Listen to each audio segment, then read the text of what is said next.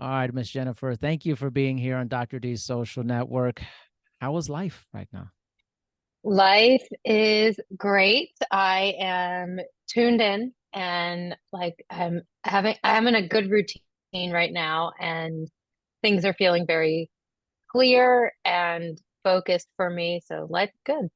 That's wonderful. Always good to hear that. And before we got on camera, we were talking about number of episodes we've done and stuff. And it's very rare to have two people who've done so many episodes of their podcasts. I actually would love to hear like why you got into podcasting, maybe highs and lows of in the podcasting journey. The podcasting journey. Well, I got into it in 2018 because I just felt a really strong desire to have a deeper connection with my clients. Yeah. I wanted them to know what I know, and I felt that I wasn't like in a position to like coach anyone, and I still don't feel that way, but I was in a position to have meaningful conversations with colleagues and leaders and and then invite them into it.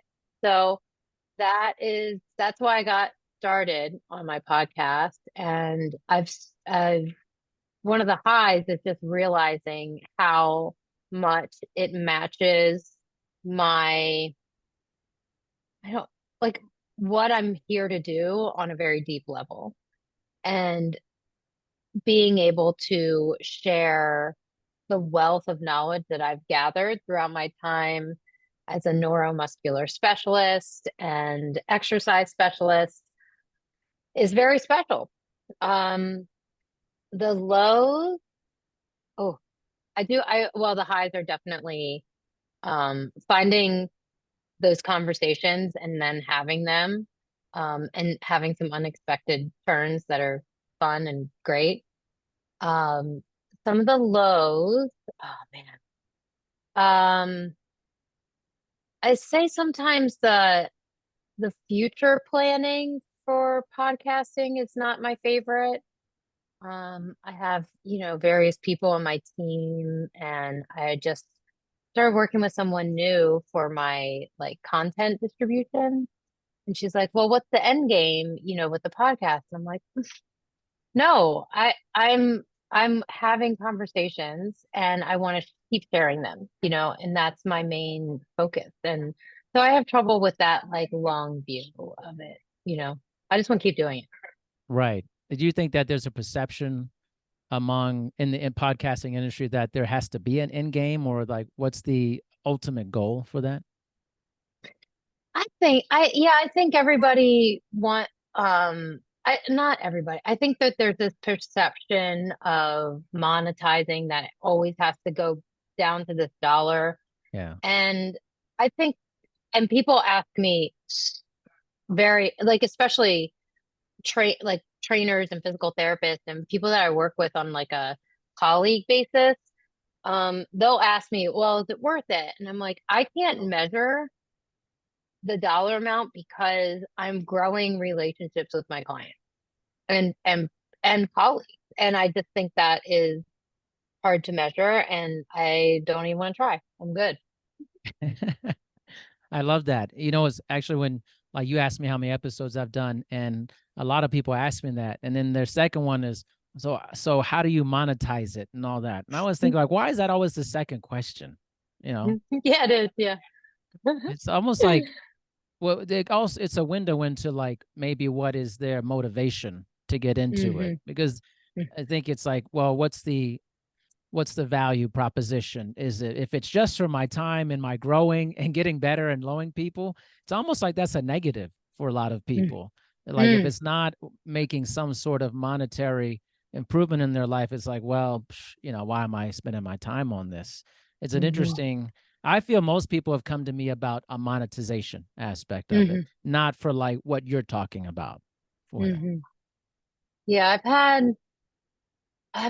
yeah, I remember having a conversation with a potential sponsor like last year and, putting together the media kit and like putting together numbers. Like I was almost saddened by it because I didn't want to measure what was going on here. I felt much more excited about planning the next season. And then like what it would mean to gear up conversations to help support the sponsor. Like that also made me kind of sad. Mm. And I don't know. So it will happen when it happens. It's going to be organic and amazing.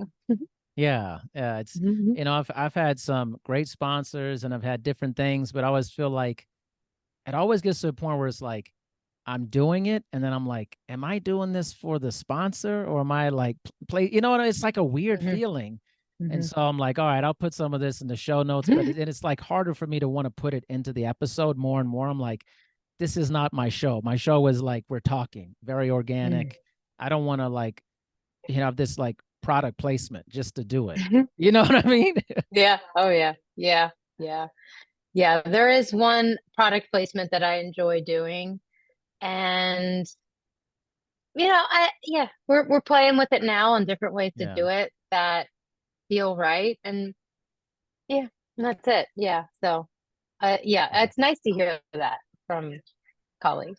Yeah, right. Well, it's just, being honest about the journey and what's happening, I think is really, really important. Are we going to go to our first segment here? This is a good one. We just talked about some lows. Maybe this is a Uh-huh. low type of thing, but maybe not. What is something you are doing that you don't like, but you do it anyways? Oh man. Well, right now I am short staffed, so I'm doing some extra admin. That's an easy question. Um, Also doing some future planning, and I have a love-hate relationship with spreadsheets. So there's that happening right now. There's a lot of spreadsheets open on my tabs. Yeah. And yeah, that's a love-hate thing. Well, it's not, no, it's I have to, and I enjoy like the end result of having put together a spreadsheet, but wow, does it challenge me? Yeah, it's funny. I love asking this question because it's like some people have an immediate answer and some are like, "Oh, I have to really think about that." With it. It's interesting. And in the context of fitness, I'm curious, maybe in the fitness space, what is Hmm. something you're doing that you maybe don't, or you're seeing, maybe something you're seeing that you don't like, but it Mm. continues to go on and maybe you have a difficult time with it. Mm. Oh, oh, that so.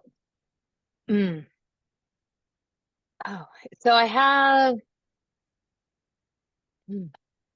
Well, one thing I do have a difficult time with is I'm very solution based. So when I find something I don't like, I'm very focused on finding solutions. So I do have trouble with when people, uh clients, potential clients, um yeah, prospects are creating learned helplessness. That is something that yeah, I have a lot of trouble with, and I do not want to support that, because I do help people that are in pain and are coming out of physical therapy. It's a very common theme that people have pain with movement, and that can create just different habits and different ways of dealing with the world and their perception. And when we identify it as something that's holding our client or prospect back, it's I feel it very deeply. Like I get Yeah. yeah. I'm with you on that. I'm very much, gosh, I remember learning about this way back in the day in college, my master's and doctorate psychology courses. And I was like, man, I don't identify with this. I remember Mhm. thinking like, I just don't identify. But tell me a little bit, what are some of the kind of learned helplessness behaviors that you have observed on your time of Mm. working with people? Um, well, I can think of one specific person that had that has pain with their neck and like holding their head up.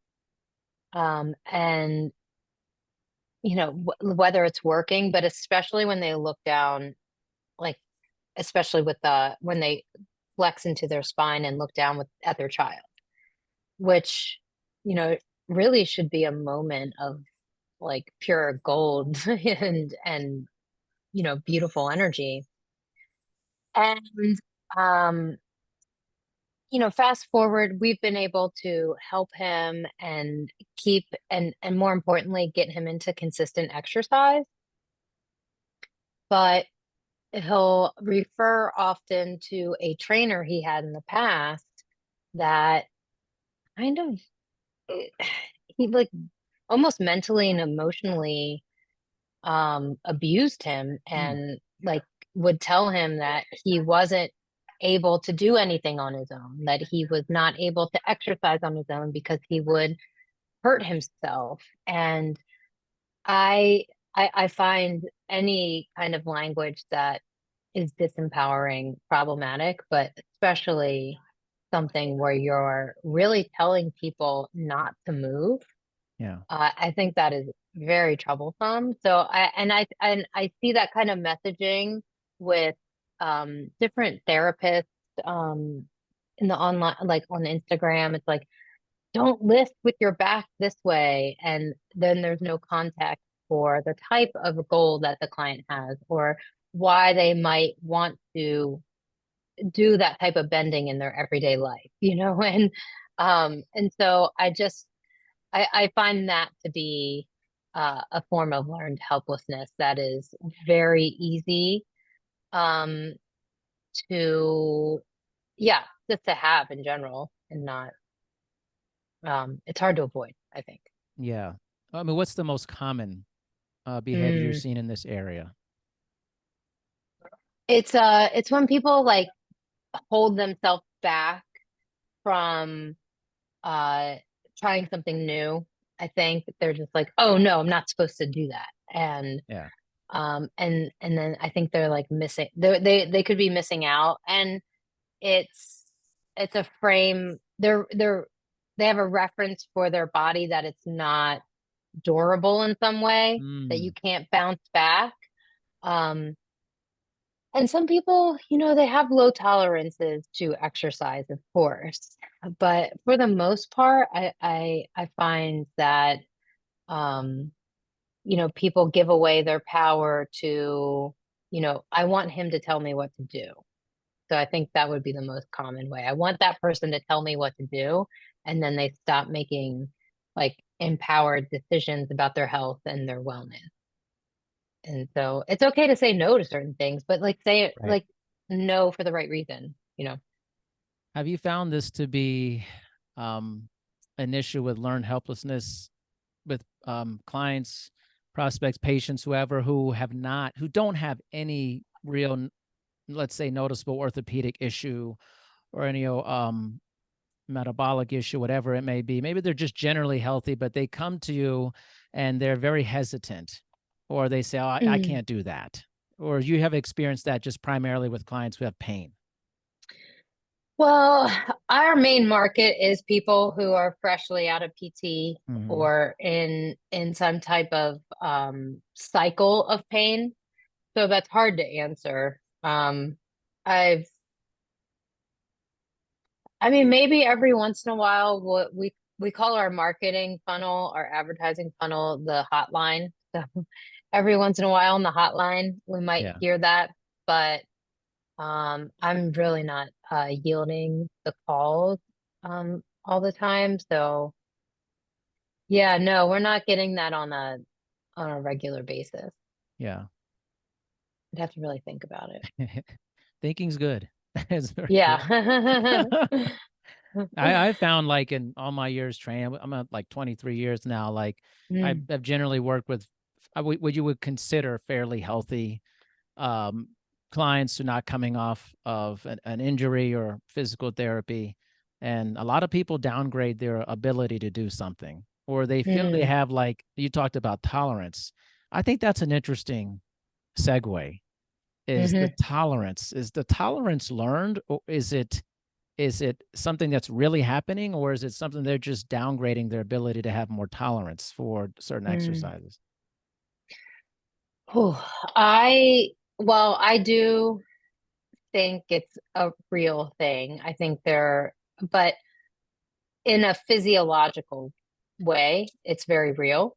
Mm. I think, yeah, I think everybody has their own working definition of when their cup is too full, right? Mm. Like, I feel that anxiety coming on, or like that was 1/2 mile too much. Right, right. Um, I think it's the the the state of the person during that, when they identify the tolerance, or going over their tolerance, like that is like that window that makes a difference. Like, how do you react? How do you transition? How do you um either call it a day and have some humility to it? How do you not call it, keep um pushing through and have a moment of, okay, I did more than I thought I could. Maybe I'll be paying a little price tomorrow. We'll Right. see. Yeah, so I think it's like that window of um yeah, the window of stress, like how the body, how you put it together, how you pull it together, how you perceive it. Is it a Yeah. problem? But yeah, I definitely think tolerance is a real thing. It's a good Yeah, question. it's interesting. I've observed that too. I think yeah, I observed both ways. One, that there's a real limitation for intensity here. Like, hey, this is we're never going to get to, X level or whatever it is. And then I observed the other thing where the person just won't allow you to let them allow Mm, you to go through a progression to get to something that is an mm, improvement of a certain metric. It's like, listen, I mean, you want to get better, but you're not allowing me to help you to get better for that. That's an interesting place to be too, I think. yeah. Yeah, I find myself in that place a lot with Mm, clients because when people have fear and pain and fear with movement, that's where my skill set really comes in. So yeah. I'm there with them. I'm usually holding the space of confidence for them because I've seen the page turn for so many people Mm, that I just sit there with very that strong value of mine, that I know that they're gonna, the it it can be different for them.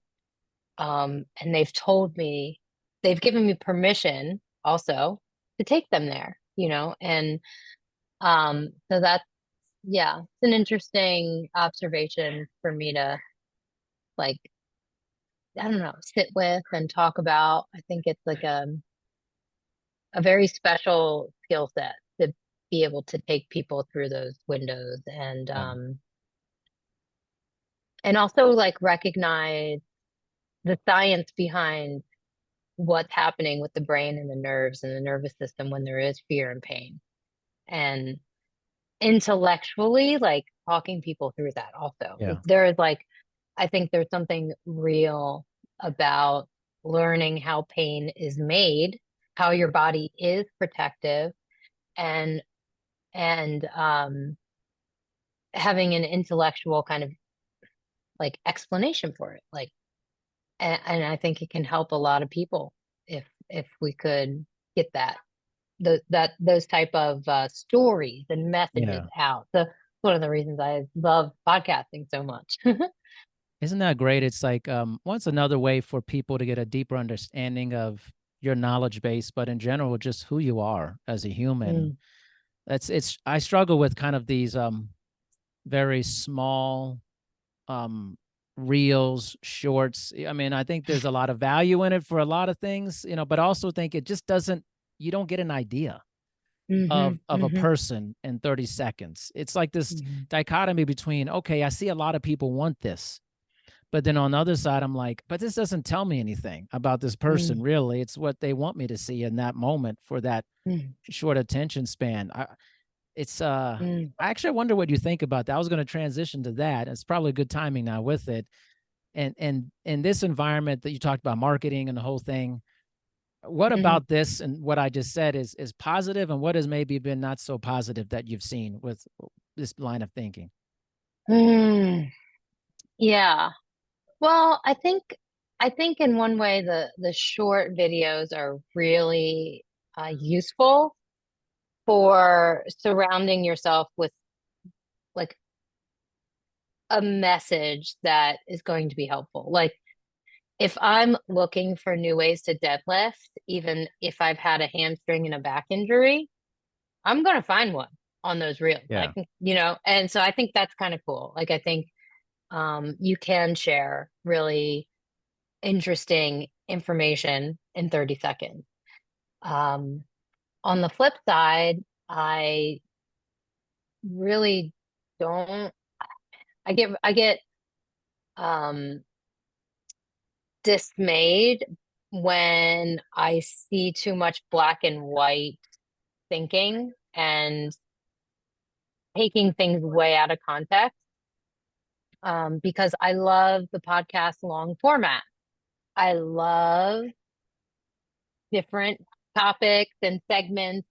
I really enjoy getting to know the person I'm listening to. I love listening to podcasts. And I love the details. So yeah, so I think there's yeah. So and I don't think you can get that in a 30-second, clip. I'm glad that there are media content people out there that can help me and you like put together 30 seconds of something Yeah. juicy because I don't know how to even like I've done a lot of my own content creation over the years and you know I give myself like a C minus Yeah.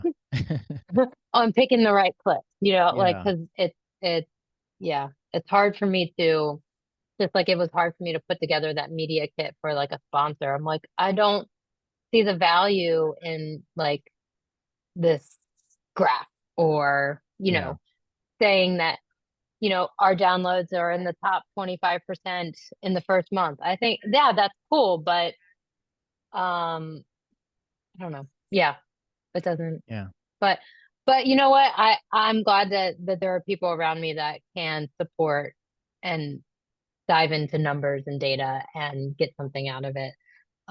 Because on the flip side of that, when we collect data from our clients with some measuring equipment and we're able to like paint a bigger picture for them, it's like, yeah, we did find a 10-second clip that is their quad strength and put it together in a bigger story that is their like squat podcast.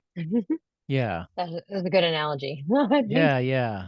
It's I think most people in our business, they struggle with kind of this, on one shoulder it's this one thing, on the other shoulder it's this other feeling, Mm, and mm-hmm, it's like, man, this mm, is I want to get my information out there. I want people mm, to see. I mean, why else are you doing it? You want to get things out there. You want people to hear what you're saying. On the other hand, it's like, I don't like how this is going. Just is am I mm. feeling like pulled towards this? It needs to be this juicy. It needs to be Mhm. this viral potential. We need to have these words in the title. Like I That, personally yeah, struggle with that. It makes me feel yeah. weird. You know, It's cringy. it's cringy. Yes. Yeah. Yes, it's very cringy. Like Yeah. I like talking to people about that because I'm like, I can't be the only one feeling this. Like, Yeah. I use some AI software to help me write notes and captions because I can't get to that cringe level, like like professionally. yeah. And sometimes, when I read what the AI comes back with, I'm like, okay, I'll take it. Yeah. That's how I feel. Like I Yeah. don't, I'm not, I'm rarely am I super excited to take those captions. But they're digestible. Yeah. They do get people talking. And sometimes it's really just like it is, nudging people in the right way to ask just the right, better questions. Yeah. I feel like it's like a title and captions race towards what will make people look at stuff. Yeah. Some of I think my issue is kind of like when the title or caption is blatantly not what it actually is, and Oh, it's just pulling yes. you into it, right? You experience this? Yes, yes, yes, yes. Um, yes, me and one of my co-hosts talk about that because she has a thing about the word unlock. And if you look on any of these captions, unlock is like one of the big ones. You're just like, Yeah. unlock this, unlock that, unlock this. And yeah. Man. Yeah. I'd say I do. Yeah, I definitely have seen the misleading captions. Uh, yeah. It's weird. Like it's like it's meant to just pull you in. And then Hmm. I've done this several times where I'm like, oh, that could be interesting. And then the content is actually not that. I'm like, Mm-hmm. that's insidious, man. It's like Hmm. I didn't want what you were talking about, but you made me think it was that. Hmm. Like, so Yeah. this is where I like, and I have AI do a lot of the clips and all that stuff because I'm just Hmm. like, I don't know, this is just cringy to me. Like, I don't want to Hmm. do it. But then I'm like, struggling, like, well, a lot of the people that I have on, they want these reels, they want the clips, and you want to make it easy for the person to like share stuff. Hmm. But Hmm. I'm always at odds with it, like all the time. Yeah. I do have one positive about that though. If I were to write the caption and clip and all that stuff, um, it would be in the back of my mind taking up space for too long versus if I hand it over to the Yeah. AI or a content assistant. Um, it is off my brain and I can Yeah. focus on more important stuff, and that I think is a huge plus. I would agree with that, definitely, because I've Hmm. definitely spent the time thinking of stuff and titles. I'm like, this is dumb. This is like actually dumb. Right? You're like, why am I spending my time doing this? I'm like, I Yeah, have other things I need yeah. to be doing. I'm And gonna have to replace three of these words with an emoji. yeah, it's just I'm like, oh boy, and beware of unlock, right? I'm like, Yeah, I'm beware of the unlock. Yeah, that is secret. yeah. The secret. Yeah. Yeah. Oh, yeah. Yeah. And it was funny when I mean, every once in a while that book still like pops up, right? The Secret. Yeah, yeah. But um not anymore. Now it's like No, yeah. no. Secret revealed, this and that. Yeah. Yeah, It's revealing this about you, or 3 ways to do revealing. this. Yeah. You know, actually, I was in a I was talking to a colleague of mine because it was an article that he put out, and it was literally like these are the 3 best things you can do for your glutes or whatever. And I was Mm, like, I don't think so. I was hmm. like, Yeah. I mean, I was nice about it, but I was like, this is very misleading. I said, Yeah. I was like, Yeah. 3 best things. I'm like, I looked at it. It's not true. I'm like, Yeah. It's he didn't yeah, like that. exactly. And unfortunately, I've gotten numb to that because that stuff really used to grind my gears. Yeah, Like I would really I'd be the I'd be clicking on it just to see how bad it was. yeah. How bad is your advice? It was like, And I have gotten numb to that. I will say I have um felt because there's also a huge plus to social media um for me is that when I say things truly like from my heart and from my vantage from my perspective that there is a the right person's going to read it and connect with it, and I just don't care how many other people scroll past it to get there. Yeah, And so I ever since I've kind of taken on that like persona when it comes to social media, it's helped me a lot be yeah, just a more less of a doom scroller when it comes yeah. to like the three best glute exercises. Cause man, was I clicking on that stuff? Yeah. Everybody needs a little social media therapy at this point, right? There we go. Right. Yeah. Everybody's like, most humans would probably need to be in that group. Like, let's Yep. transition I into agree. like apps with it. It's a good segue with apps. Okay, tell me 1 to 2 apps that you're loving currently right now that would be great for the audience. Like, we'll put it in the show notes, something that people could take away. Maybe they don't know about. For my own health or business Sure. or Could be fitness wise, health, wellness wise, and mm, nothing in that. Could be something else that's you just enjoy. yeah. I do enjoy the health app on with the Apple and the Mm-hmm. iWatch. I when it comes to different algorithms for health, I have thought about this stuff a lot, because I think apps are really cool in general because, especially health apps, because you are intentional about how and what you're interacting with versus being sold advertising unwillingly. Like you didn't sign up for that messaging. You Yeah. know what I mean? Whatever broadcast system you're listening to for the week.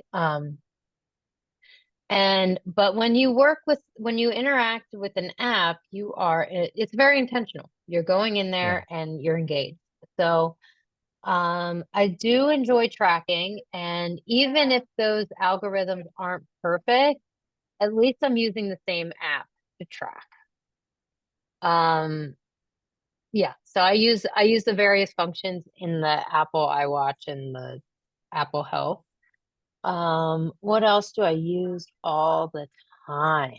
Oh, I have another new one that I've been using for face massage. It's like a lymphatic thing. What? It's like face yoga. And I was like, what is this? And I totally bought into it. I was like, I'm gonna try it. It's like I'm one of those like people, it's like anything but Botox. So if I had to Yeah. do a bunch of tapping onto my face, Right. like I'm gonna do it. So it's called face yoga.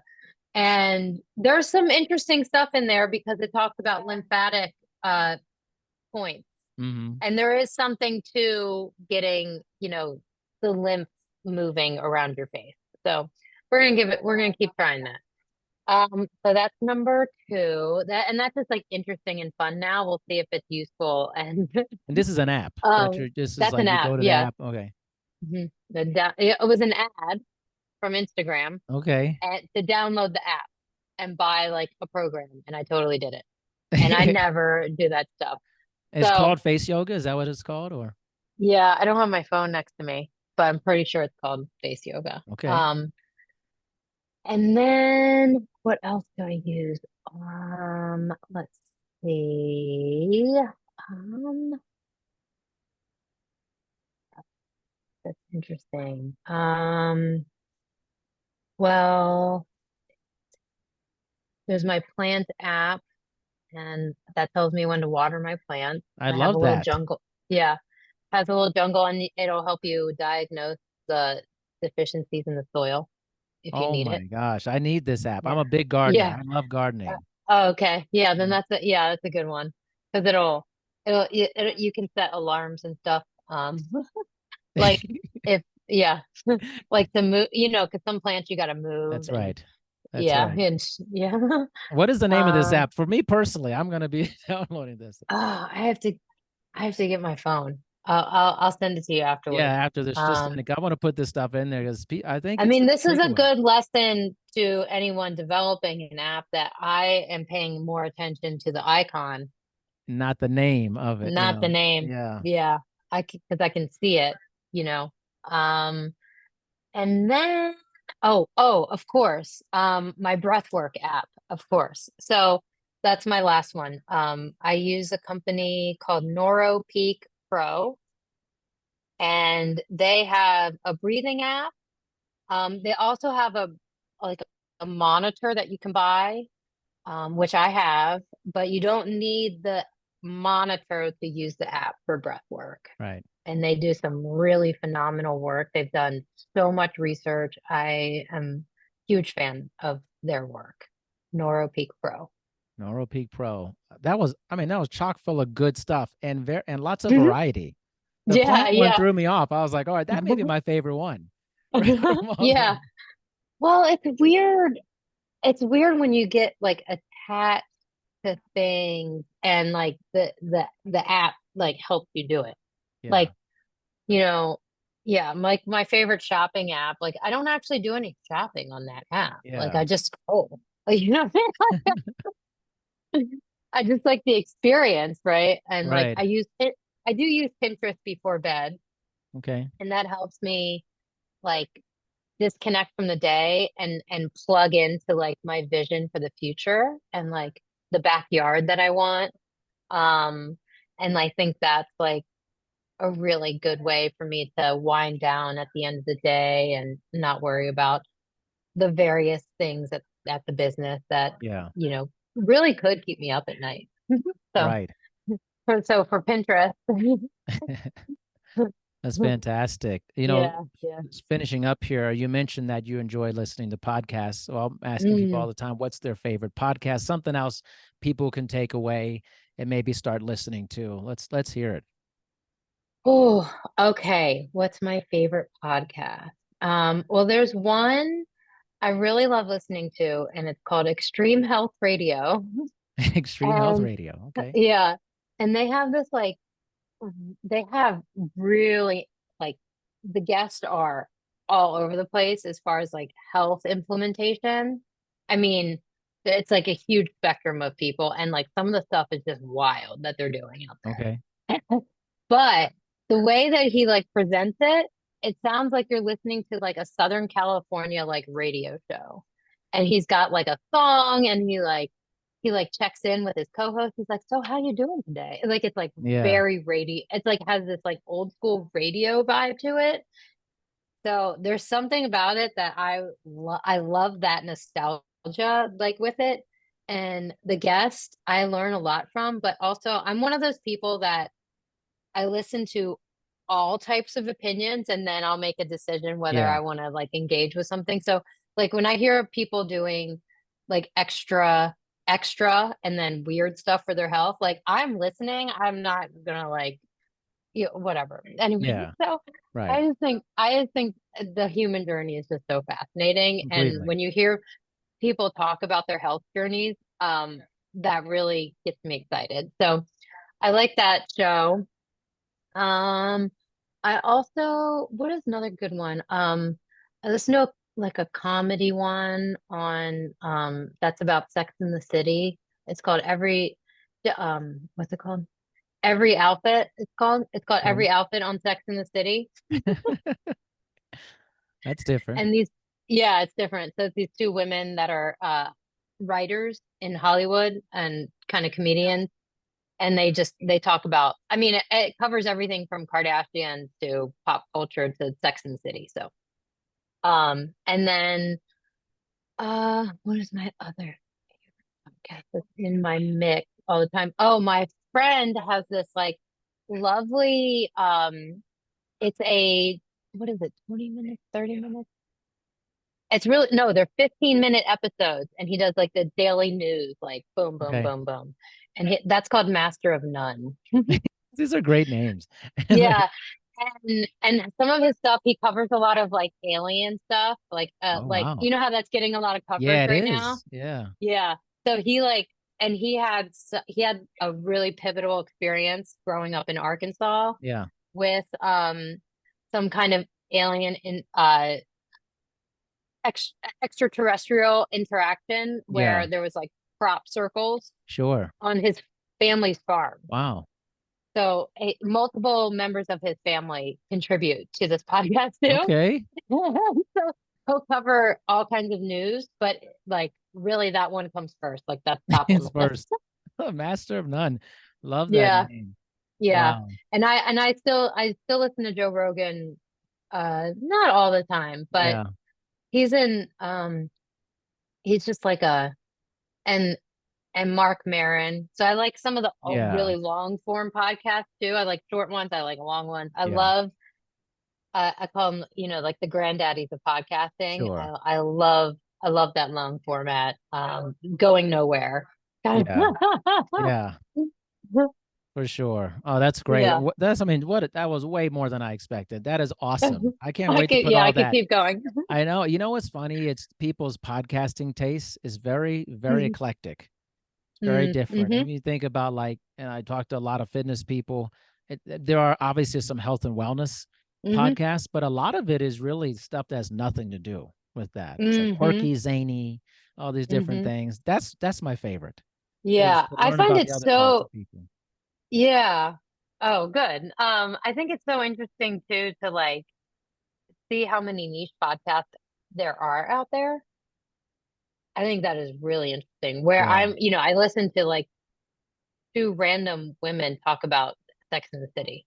Yeah. And the fact is, the truth is, I've tried other podcasts that do Sex in the City coverage, and I go back to these two girls. Hmm. It's just something, right? You're Yeah, something it's that just something. resonates with you. Yeah, Yeah. yeah. That's fantastic. Well, listen, I am so happy we got a chance to meet and chat and Yeah. just learn about different things about each other. And please tell everyone how they could connect, learn more about you, Jennifer. Okay, thank you. And it was definitely a fun time for me too over here Awesome. in Virginia. I have multiple places to find me, jennifersimoneschwartz.com, thinkfitbefitpodcast.com, and my studio is impactyourfitness.net. Instagram and YouTube is Jennifer Simone Schwartz. Fantastic. And you know what? Virginia is awesome. I went to high school in Virginia, went to I think college I in saw that. Virginia. Yes, I I think, mean, yeah, yeah. like, Alexandria area, that I used to be go down there all the Yeah, time. So very yeah. I familiar. think I saw that on your bio and I was like, oh, Yeah. look, a Virginia guy. Cool. Oh That's yeah. I great. love Yeah, Virginia. Awesome place. nice. I spent a Yeah. lot of time there. So I made it down here right to finish my undergraduate and I just never left. yeah. I found it Alexandria has been so good to me Yeah. and it's yeah, so many different phases of my life I've been here now and I'm also so grateful that there's such a thriving like fitness community Yeah. here too. Because Yeah. when I talk to my colleagues that are in different parts of the country and they are they become what is it? It's like disappointed in the lack of health and fitness Yeah. resources. And I'm just so glad to be in a place that's well resourced and well supported. And I Yeah. get to do all my crazy health stuff. Not crazy. I mean, uh, Extreme health radio. and Okay. all my extreme health practices are Yeah. welcomed here. I love that. Oh, Jennifer, thank you so much for your time. Thank you. Seriously, a very real pleasure. And I will be in touch with you for sure. Okay, definitely. I look forward to it.